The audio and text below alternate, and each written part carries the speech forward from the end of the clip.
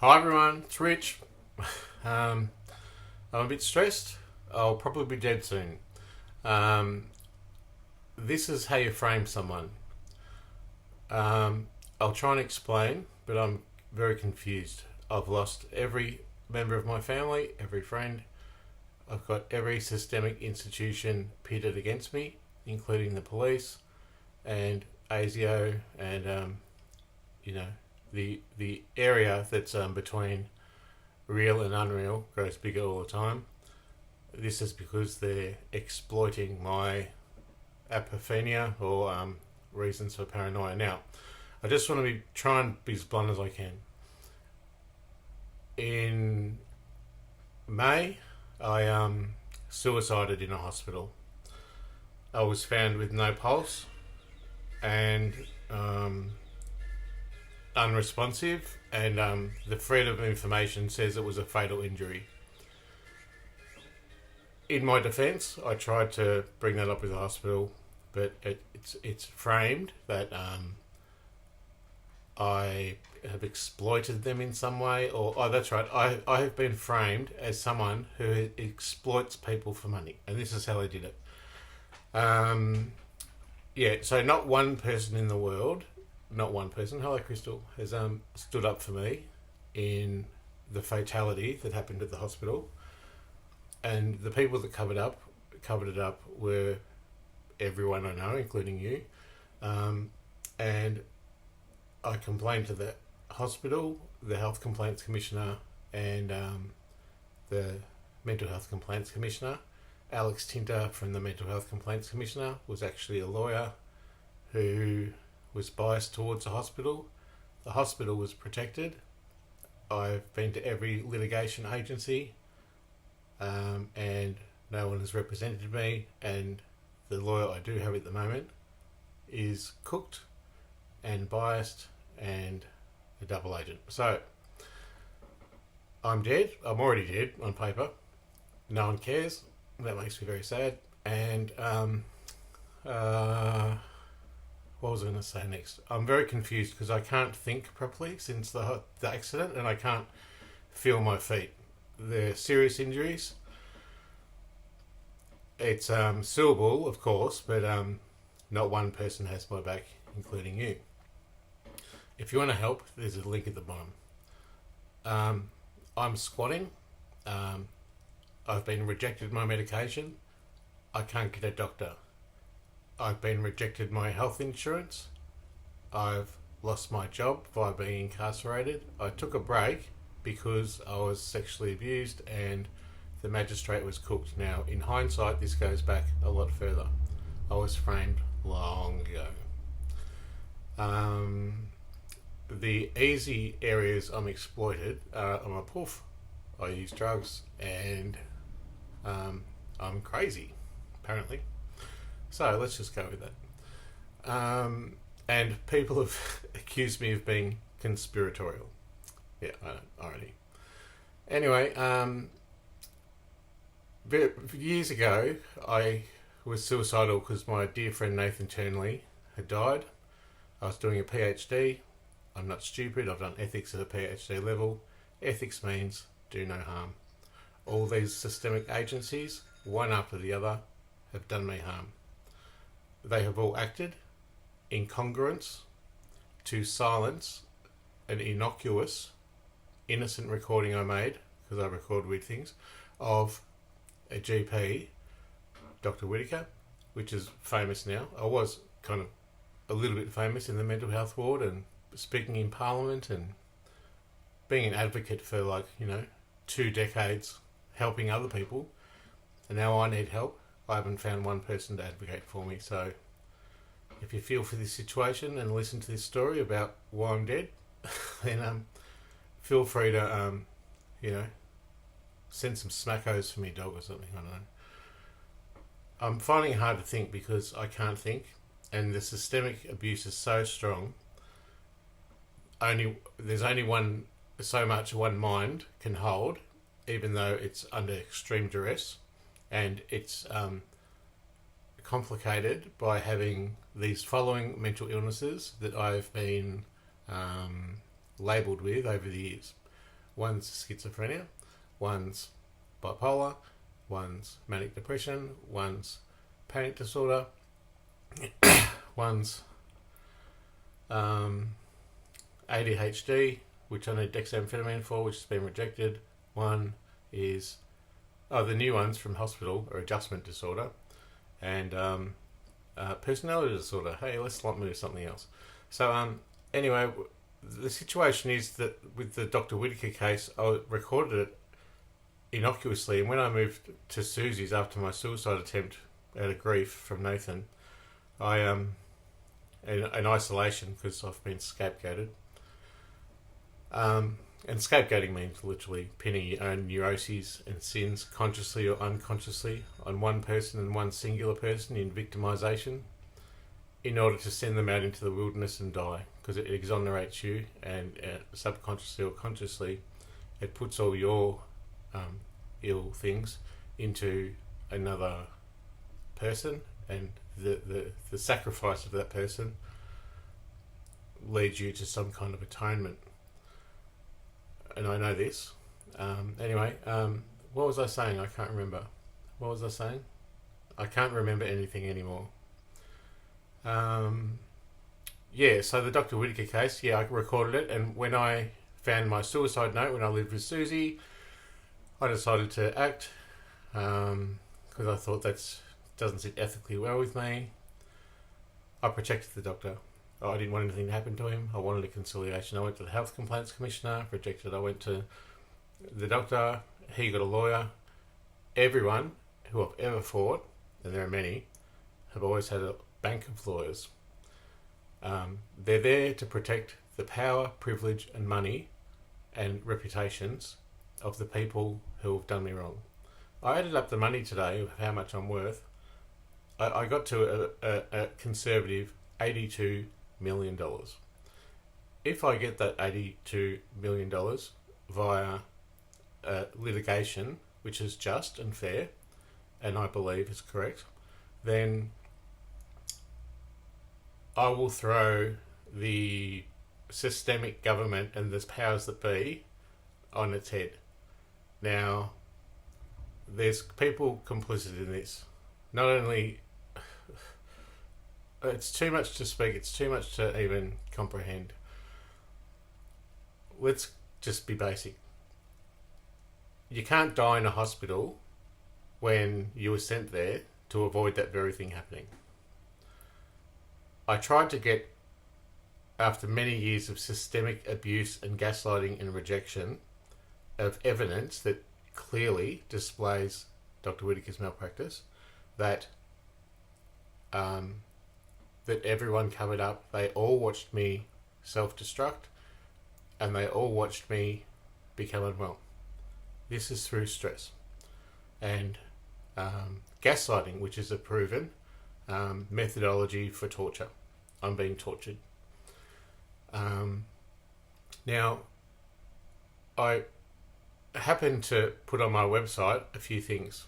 This is back before I was hospitalised, that I'd top myself if I don't get any support. Now, rather than advocate for me, I didn't realise at this stage I had been framed.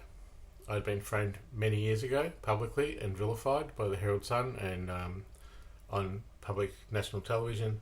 But this particular time, I was framed and maimed by Mr. Ball, who was Dr. Whittaker's lawyer. He said to AHPRA that I had intentionally and by intelligent design recorded that doctor on that day in order to extort him for money.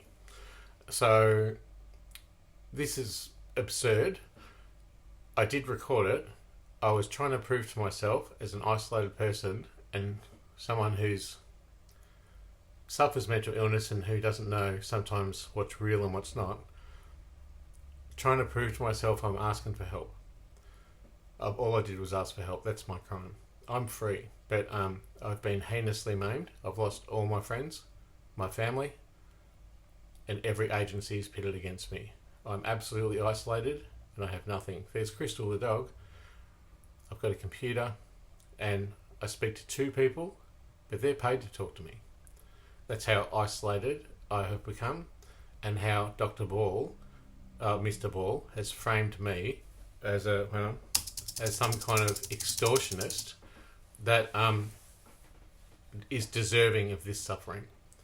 Now, when I went to hospital, I was totally fine, kicking back, having a beer at home. The systems of oppression were in play. The head of the hospital, Dr. Kumar, I saw many years ago. He didn't give me the medication, ADHD medication, dexamphetamine, which I needed to be well. So I didn't see him anymore. He knew about my former partner, Steve Isonides, look him up.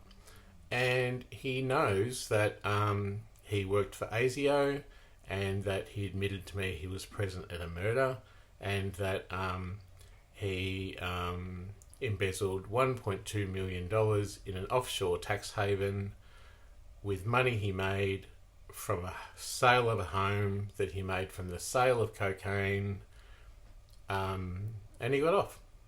So we were fine. Now, just in terms of that, he owes me about... He left me... I know people think he's a good bloke, but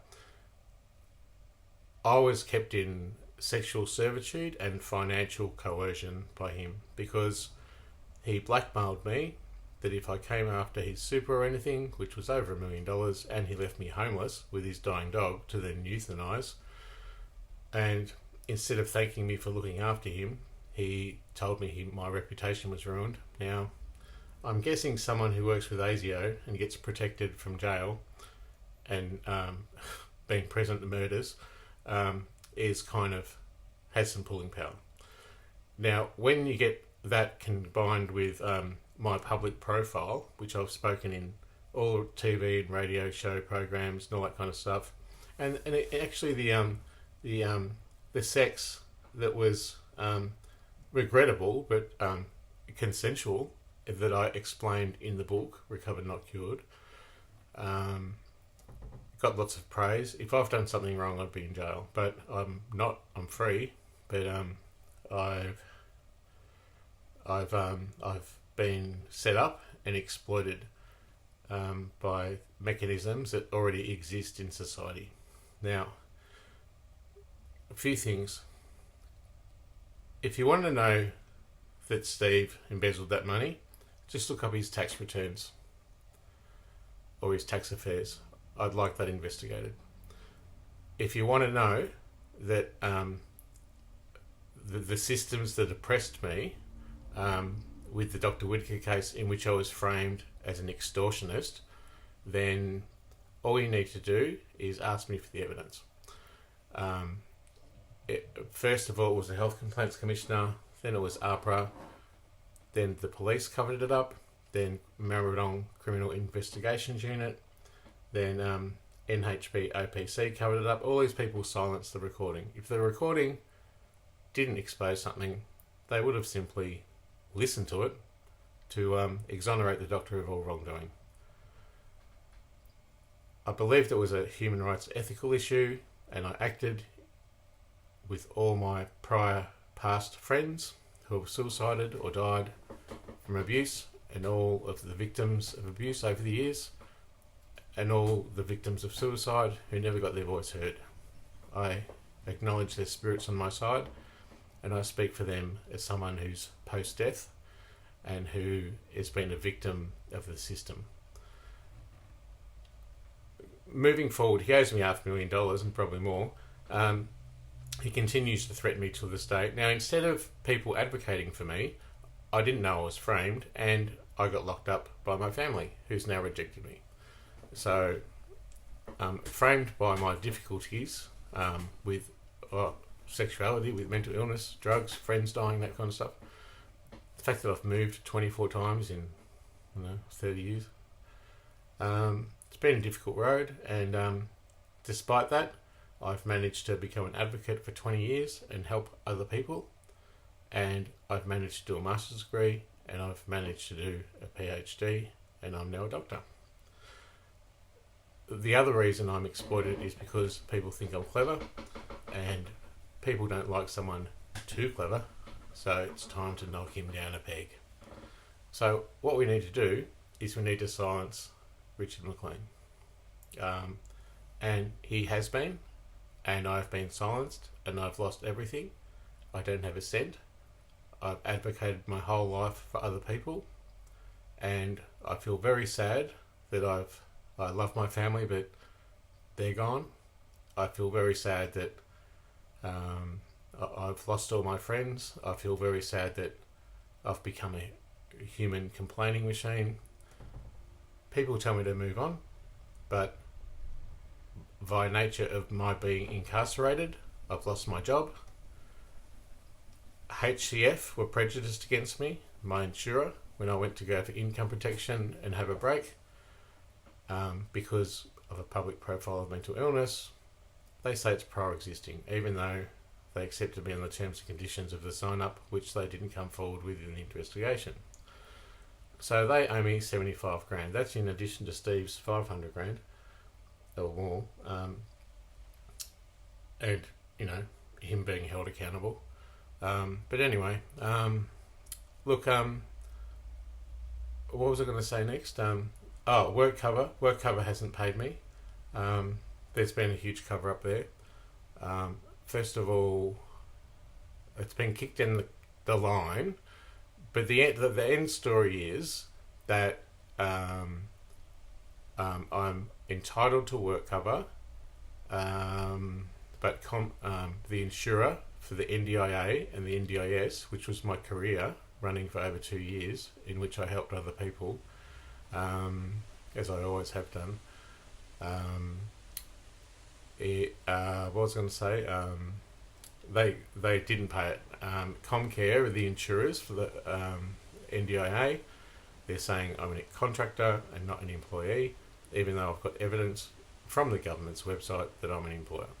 It's gone to the Administrative Appeals Tribunal, and the mechanism for my suffering is to kick the can down the road in order that I suffer more, in order to give the greatest opportunity that I will kill myself before I get justice. I'm going to try not to do that, but people are coming close. If I die, it's not because I wanted to, it's because every person had no voice for me and no one stuck up for me. I have sustained permanent injuries from my suicide attempt, in which they denied my medication and they heinously exploited me, didn't explain my rights. I recorded the takedown with the cat team and the police. I was fine having a beer, and I published that on Facebook while I was in hospital, and the 4 in charge nurse told me to take it down or I'll go to jail, and I'll have a $60,000 fine. So, and they weren't going to release me unless I did that, so I had to. That's cooked. I mean, the blunt thing is, what's cooked is you're not allowed to die in a hospital when you go there to avoid that. So they broke me, My dog had been locked up for nearly 4 days with no one to look after it. I'm isolated as it is. And I killed myself, and the hospital notes say it was a fatal injury, with an agreed illegal contraband, which was my vape pen, which I accidentally had, and when the doctor filled me with psychotics and called me paranoid and said that my delusions were, or my conspiracy theories were delusions, I knew I wasn't crazy, and I forgave everyone, wrote a suicide note wishing them love, and then that's when I slit my artery and I bled out in the shower. Makes me sad.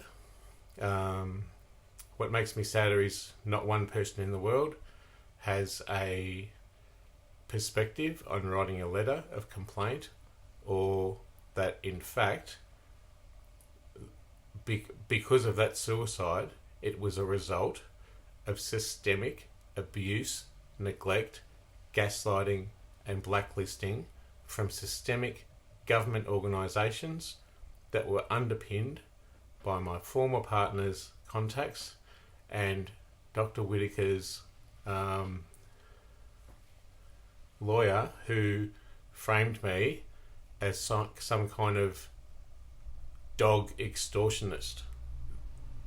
I wonder, of the people that have rejected me, one by one, they've all left. I know I've become a complaint mechanism, but I don't extort people for money. In actual fact, after Steve left me, his landlord gave me, our old landlord gave me 100 grand. It's pretty good. I told Dad and a few people. They said, "Oh, that doesn't seem right," and they asked for it back because I didn't know. He changed his mind and said that he was an ice addict, and the voices told him to give me the money because he was grateful for my advocacy work. So I gave it back.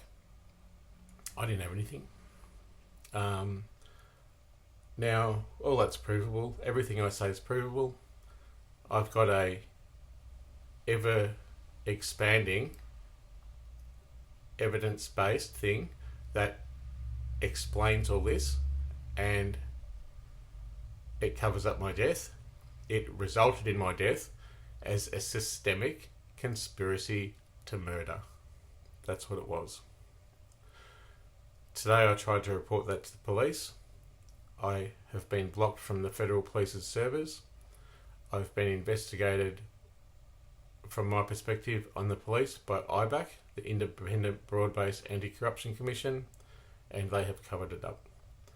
I've got a investigation in front of them now, and they are planning to look into the systemic organisations that have covered up a death, which was the result of systemic oppression that ended in my murder. I don't kill myself for fun. If I killed...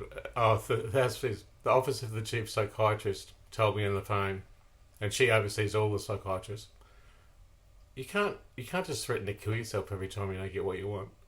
Yeah, because I do that often, and I plan my death in order just to survive, to extort money from people later. Makes a lot of sense, doesn't it? So, but that's how I've been framed, and that's why you all haven't acted. Now, there's some serious issues going on here. They're systemic. They include national figures, including the Federal Health Minister, Greg Hunt, who I begged him to listen to the recording because it had been covered up, and he sent me to the Health Complaints Commissioner. After hospital, I begged Katie Hall, the Labor MP, to listen to me. Nothing. I begged Mark Dreyfus, the MP, to help me. Nothing. And he's actually advocating himself for the moment for an anti-corruption commission, which I think is hilarious. Here's his chance to, make a good point. What was I going to say? I'm trying to be succinct. So malpractice, there's been a lot of that happening with the treatment that I've got. But now, on the opposite side of the coin, I've been absolutely blacklisted and banned from AHPRA of calling them or contacting them. That's the same for the Mental Health Complaints Commissioner, who covered up the complaint to the hospital. And additionally, on another topic, I've been banned from Australian Financial Complaints Authority.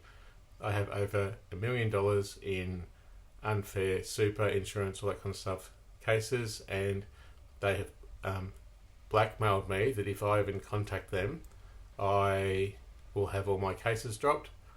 What I didn't know was they've dropped them all anyway. No justice for Rich.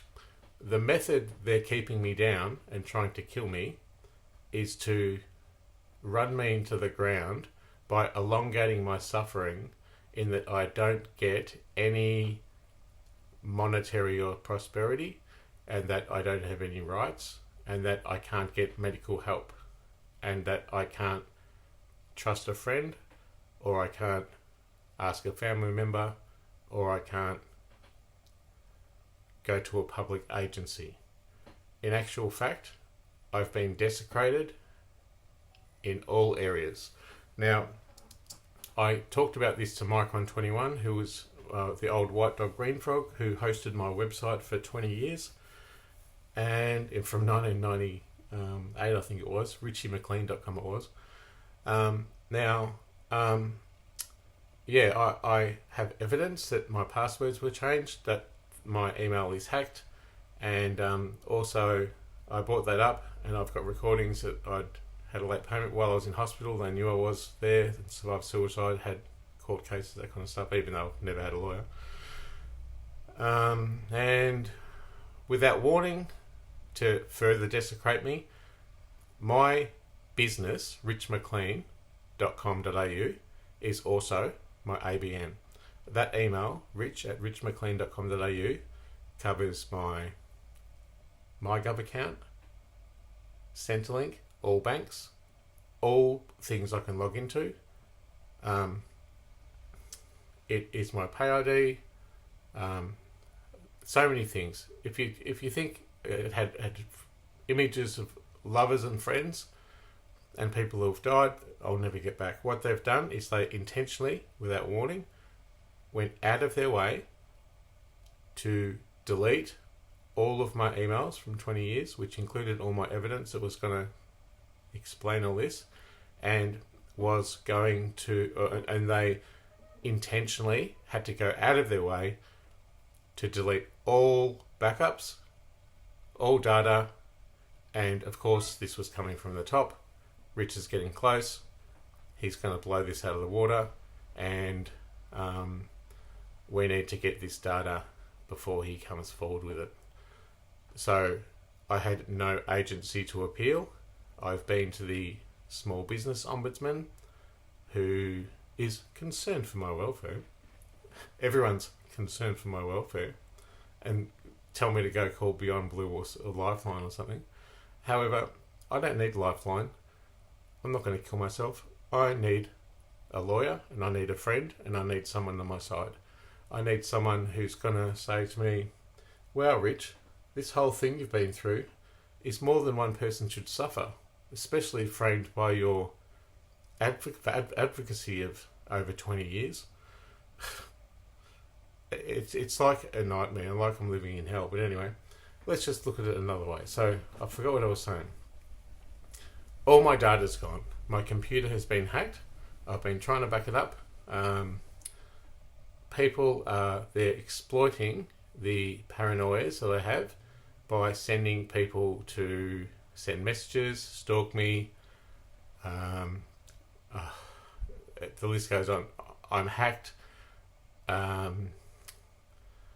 Look, I called the police today to report all this. There's a lot to say. And while I was on the phone, 2 Crime Stoppers, even though I called 000, because they're going to kill me. Desecration's not enough. My death isn't enough. Everyone is complicit in not complaining about that suicide that was murder.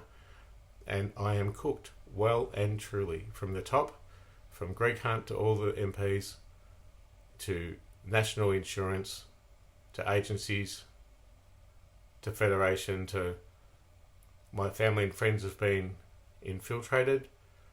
I love my family, but my sister said, you're a druggo and a schizo and get the fuck out of our lives. I begged Dad to reject me, and he sent me a ticket of how to get some potatoes from the, what was I going to say? The Salvation Army. Mum, well, she's clearly insane. My Uncle Bruce refused to give me money. Everyone had been worded up, don't give Rich money because he'll use it on drugs and gambling. Everyone in my extended family has $1 million house at least, and every one of them has refused to give me 1 cent. This is why friends are better than family. I call that my biological family. And the person that worded them up was my sister, of course, and the person that worded them up was a deceptive friend who called her knowing she was my last chance at getting my life together, and she exaggerated my drug use, and my dad told me to go to rehab. I don't think Dad knows how much he goes to rehab, but anyway. So I'm cooked in every way. I'm sitting here by myself today. I'm just telling you this story because I believe I'll be dead soon, and I want you to know that I didn't do it because I'm mentally ill. I didn't do it because I'm on drugs. I didn't do it to extort anyone, and I didn't do it because I was sad. It has occurred because of systemic and heinous, malicious, conscious persecution that is national, local, in the medical fields, in the lawyer fields, in the health fields. It's socially, even my coffee guy doesn't talk to me anymore. My family's been turned against me, and every one of my Facebook friends probably wonder where I am.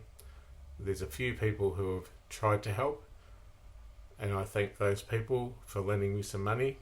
I did get some money from a justice issue. It's all gone. I had to pay them back. So here we are. I'm sitting here in a house that is a shell of what I could have potentially had. I've worked my whole life to the bone. I've done my best to get justice, and I am apparently free.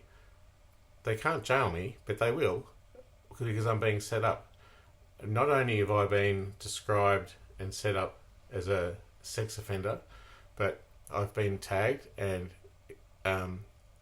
set up with like pedophilia stuff on when I watch Pornhub and stuff like that. I've been set up on the local Grindr grid. People send me messages, even on the local Wi-Fi. There's a Wi-Fi address called Secret Hospital Records. Now, if they were secret hospital records from the hospital at the end of the street, they wouldn't be called secret hospital records. What they're talking about and rubbing in my face is that even all those agencies that covered up the fatality that was a murder in hospital, that none of you have defended me for, that I went to an ombudsman, and the ombudsman said there's nothing to see here. He looked at it all in detail. That's how cooked it is from the top down. I'm a human being with sentience. Even if I killed and raped 10 babies, which I haven't, black humour, sorry. I have sentience and I deserve a life. I've been framed, obviously, heinously, and that ombudsman found nothing wrong with an agreed illegal contraband or the abandonment of the ethics or the care or the duty of care, or that an agreed illegal contraband was used to kill myself, or that that it's a rejection of the Human Rights Charter, and that's from the top. That's from the top. Oh, what was I going to say? I forget. Not one person has my back, and every time I put something out there asking for help, somehow it gets subjugated or subverted and used against me. I'm obviously framed. I invite you to look at my history back with helping people and how much I've given to society. I believe if I am killed that I will be murdered, and I believe that I will not get justice with HCF, my insurer. I will not get justice with Comcare, my workplace insurer, because they... Paul Fowler is the guy who rejected me. WorkSafe would not advocate for me in my appeal, and guess who used to run WorkSafe? Paul Fowler. So the entire system's cooked. Paul Fowler's got blood on his hands, and and because it could be a TPD, because in actual fact, in the, I don't know, it's been 10 months or something since I was released from hospital, and there's a duty of care to release someone from hospital, that they have the care they need. I was released squatting with no money, no food, no car. At least I got to see my dog, which is the reason I live, for none of you. And for the fading thing of faith that someone will stick up for me one day. Anyway, they released me under hugely erroneous conditions that weren't in step with the hospital procedures. And they released me to Saltwater Clinic, which was the mental health clinic that oversaw all the mental health patients, the people with disabilities like me. And I recorded everyone because I was rationally paranoid. I was being set up to fail, and I was. And in a nutshell, I saw a psychiatrist twice in 8 months. That's more than a bad public mental health system, because they knew I was using drugs, because when you kill yourself, you have a different impression of life. When everyone abandons you, you feel a bit reckless. I was using drugs and they knew it. They were hoping that I would become unwell enough that I would top myself before justice. Now, medical malpractice has happened there. I only saw them twice. Once was abysmal, and the second time was for them to officially invite me in to exonerate me from the system. I have recorded many calls of me trying to call the CAT team, and I've got endless supply of evidence, literally thousands of emails, begging people in my destitution that they're killing me and I need help. And that's all I've ever done, is ask for help. I'm asking for your help. I'm asking at least, if you can't help me, please do not hurt me. If you can't help me in any way, I'd appreciate if you share this message, because I have sentience. I'm not a rapist. I'm not a pedophile. I've never killed anyone apart from myself. And I have been stitched up, framed, cooked, desecrated, and maimed financially and personally, professionally, within my family, in every possible way, by already existing structures in society of exploitation, of prejudice, discrimination, abuse, neglect, gaslighting, blacklisting. This has been going on for many years. I'm a victim of the system. I'm also a doctor. My university and lecturers have now abandoned me. I haven't got one confidant in the world. I've probably saved thousands of lives. I've spoken to tens of thousands of people, probably hundreds of thousands of people. I've gone to the media. Jack Heath of SANE, CEO, he told me to move on. Gordon Parker, head of Black Dog Institute, he told me to go see my GP. Irony. Greg Hunt told me to see HCC. Everyone's got a veneer of someone to represent them, to kick the ball and the can down the road in order to extend my suffering, with the hope and foaming at the arse that I'm going to kill myself before I get justice. Now, if and when I do, if I do, the consequences of that are going to be heinous.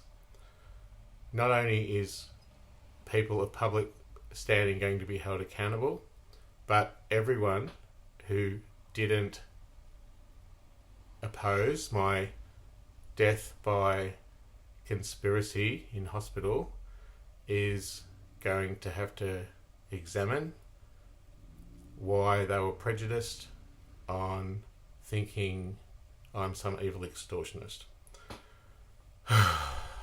Anyway, I'm tired. I've got to feed my dog.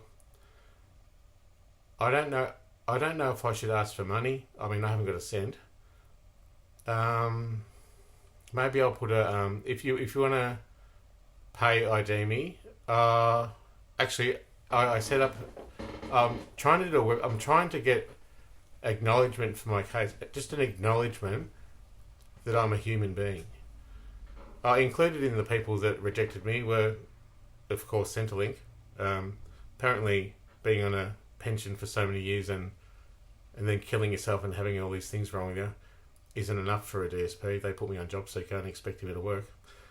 This is when I was on break from work from my own sexual abuse case, which was covered up by a magistrate because the system's cooked, and the VOCAT case because it took me 3 long years to get that sexual abuse case in front of a magistrate, and the lawyer gave me no outcome because, again, the systems that be were expecting me to kill myself from stress, and there is plenty of evidence that was maimed by my email provider that I was suicidal. So,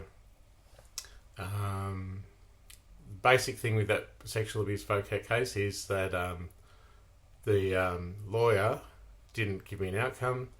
They let it go for so long that there was no grounds for appeal. The magistrate, confident that she had, hey Crystal, that had cooked the entire thing and set it up because I'm an evil extortionist or for whatever reason. I don't even know how it works yet.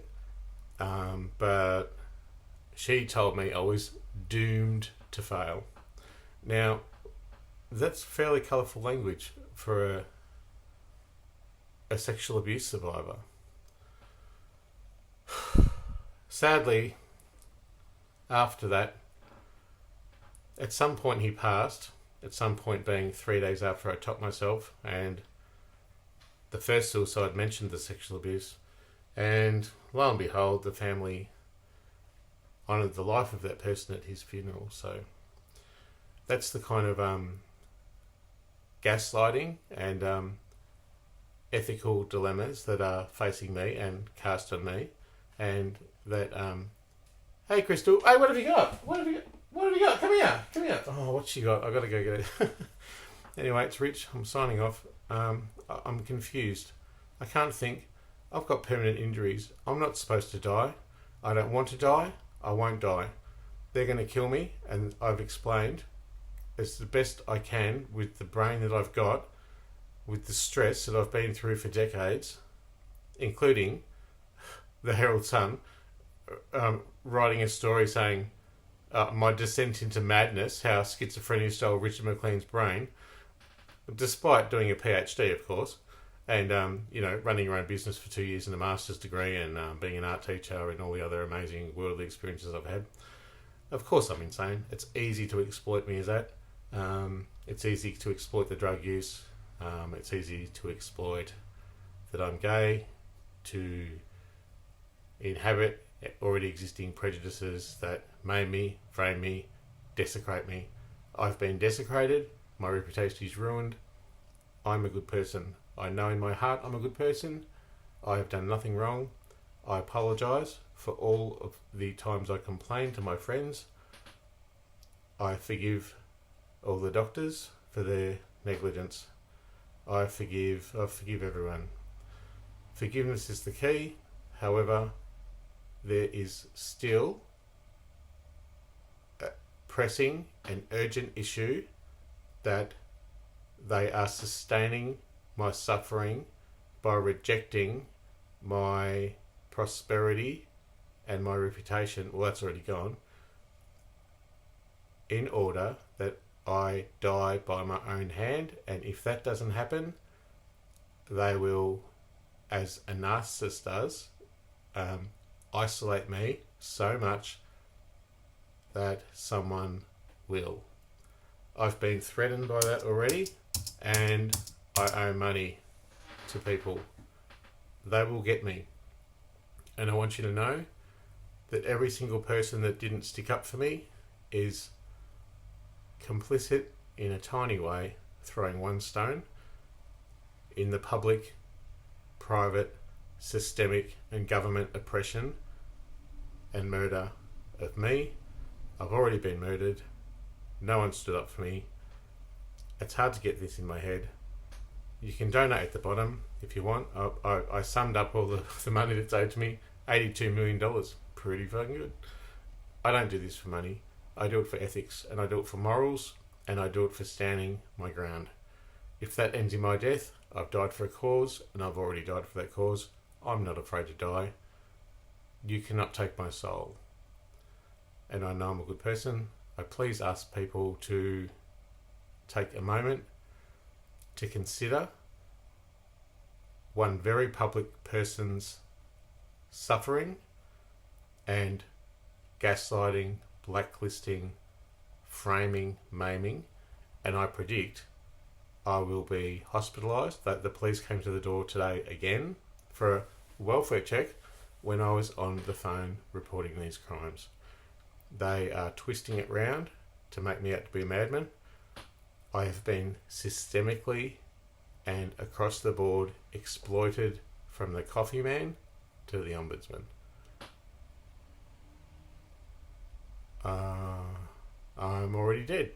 And if I'm dead and you're reading this, I've given plenty notice and I've screamed plenty of times very loudly for help. I've battled this on my own, alone, for too long, and I ask for your support. Lord have mercy on my soul if I go, but I forgive everyone. It's hard to take responsibility for just flicking off, in your capacity, you're framed by what you do, the one stone of thousands and thousands that kill a person. But it's like a blameless crime, but there are many persons of interest and laws that are unequivocally broken here. Currency of kindness is good. I haven't been treated kind. I've been set up. I found this out because only recently I read the AHPRA Freedom of Information reports, and Dr. Ball's psychiatrist, not psychologist. I haven't got a psychologist or a psychiatrist. You'd think with all these things wrong with me I'd fucking have a doctor at least, but I don't. And I was bleeding from the arse and sent that to all my friends. Might have cancer, my dad did, my grandpa did, my great-grandpa did. Bleeding from the arse is apparently nothing to worry about. They're hoping I'll die before justice because, well, they're all part of it. But anyway, I'll move on.